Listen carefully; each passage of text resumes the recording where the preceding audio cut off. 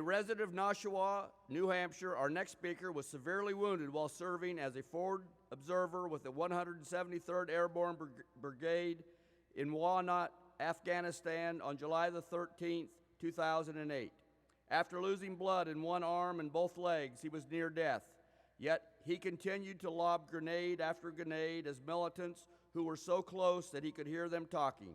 As comrades fell, he fired a machine gun at the enemy and even requested other soldiers to fire at his own position in order to keep the enemy from gaining ground. His actions saved many lives that day, but he will never forget his 9 comrades who made the supreme sacrifice. For his heroism, he was presented by President Obama with the nation's highest military award, the Medal of Honor.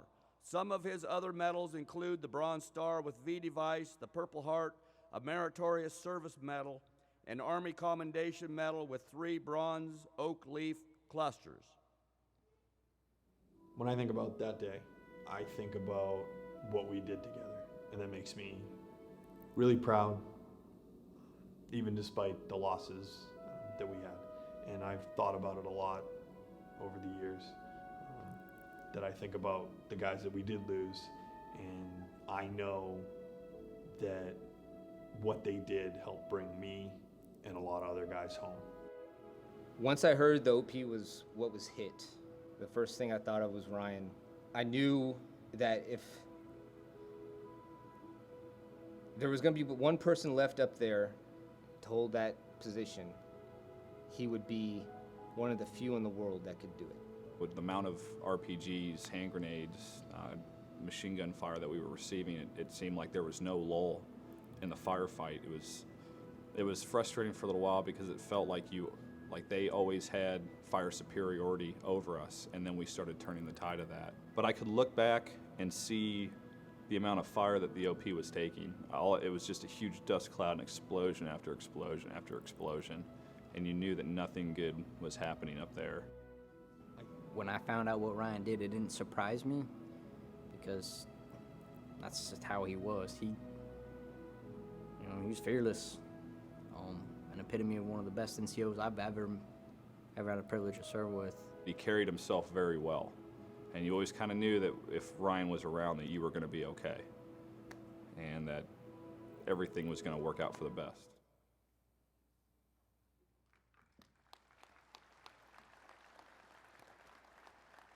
He left the Army as a staff sergeant in 2009. He now works in business development and lives with his wife, Amy, son, Hank, and daughter, Chloe. He is a member of the American Legion Department of New Hampshire Post 200. Ladies and gentlemen, please welcome a true American hero, Ryan Pitts.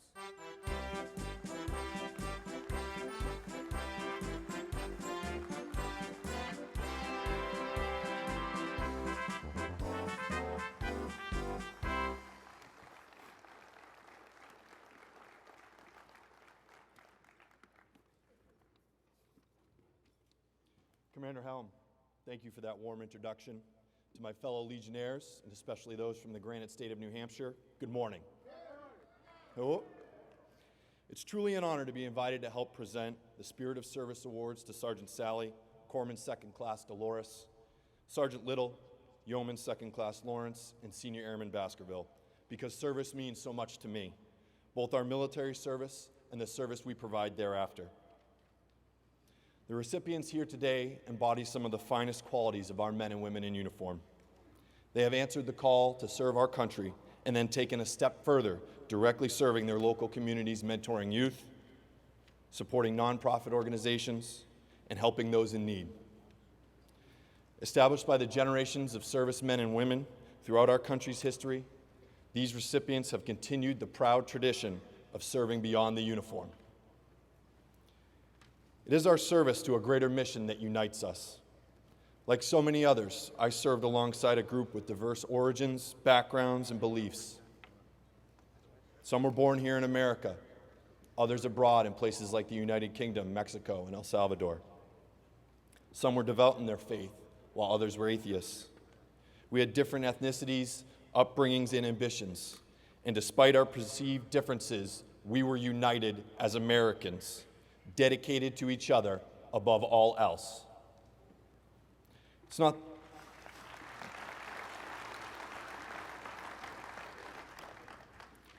It's not that our differences didn't matter. Rather, we respected each other completely and understood that we were stronger together than we ever could have been individually. On July 13, 2008, our dedication was tested when approximately 200 enemy fighters attacked 48 Americans in the village of Wanat, Afghanistan. The enemy had us surrounded from the high ground with greater numbers, but we held nothing back in our response to their attack. None fought harder than the 9 brothers we lost that day. Specialist Sergio Abad, Corporal Jonathan Ayers, Corporal Jason Bogar, First Lieutenant Jonathan Brostrom, Sergeant Israel Garcia, Corporal Jason Hovader, Corporal Matthew Phillips,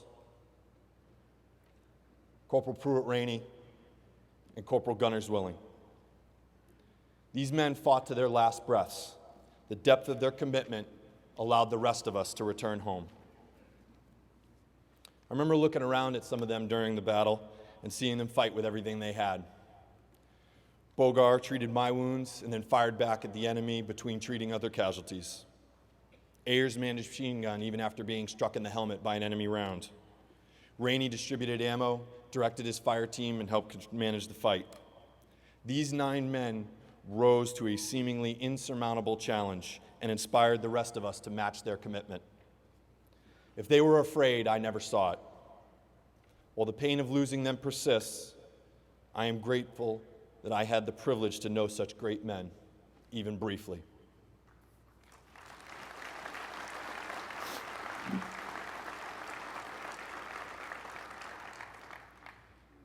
Some people are surprised when I say I received more from my service than I gave. It's not a hollow statement, I mean every bit of it. I think it's a feeling that only those who have served others can understand. The men I served alongside taught me that our actions leave an enduring legacy of our character. The rising to the challenge teaches us that we are capable of more than we know. That courage is not the absence of fear, it's the ability to move forward in the face of it. And that there's a sense of purpose from serving others that provides personal fulfillment beyond most pursuits. Perhaps this fulfillment explains why the military may have been the first brush with service for many, but it would not be their last. Many of my brothers remained on active duty, while some have returned home as law enforcement officers, firefighters, and volunteers and employees in nonprofit organizations, finding a continued calling and service to others. This sense of duty is not exclusive to those I served with. It is the standard among the millions of men and women who have worn the uniform.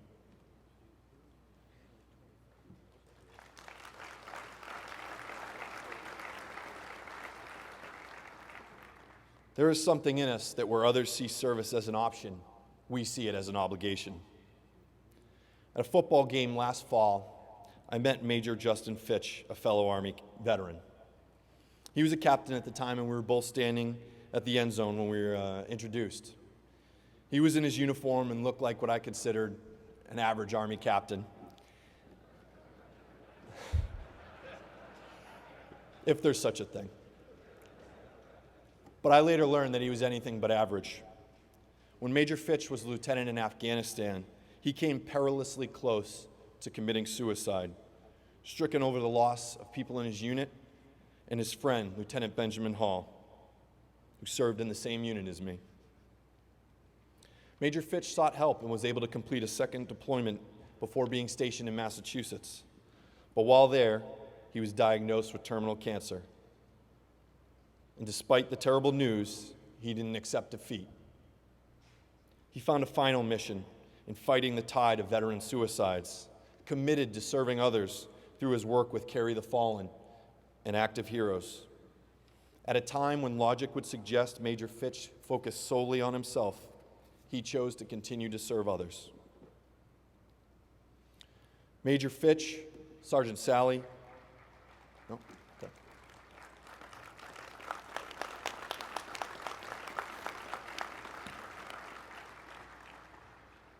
Major Fitch, Sergeant Sally, Corpsman Second Class Dolores, Sergeant Little, Yeoman Second Class Lawrence, and Senior Airman Baskerville embody the very best qualities of service possessed by our service members past and present.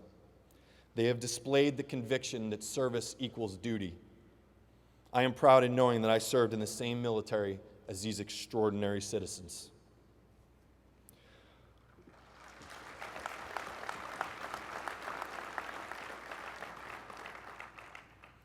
Fellow Legionnaires, I appreciate the comradeship, the courage, and the new horizons which have been the hallmark of this organization for nearly 100 years.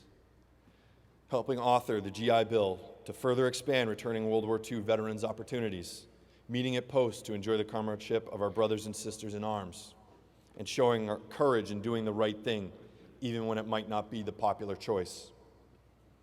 As our American Legion preamble states, we associate ourselves to do many things, among them to foster and perpetuate a 100% Americanism, to preserve the memories and incidents of our associations in the great wars, and to consecrate and sanctify our comradeship by our devotion to mutual helpfulness. To me, it is this last which guides the rest. I'm alive to serve today because of the actions of my brothers. Their comradeship on the darkest days means that I can still devote myself to mutual helpfulness.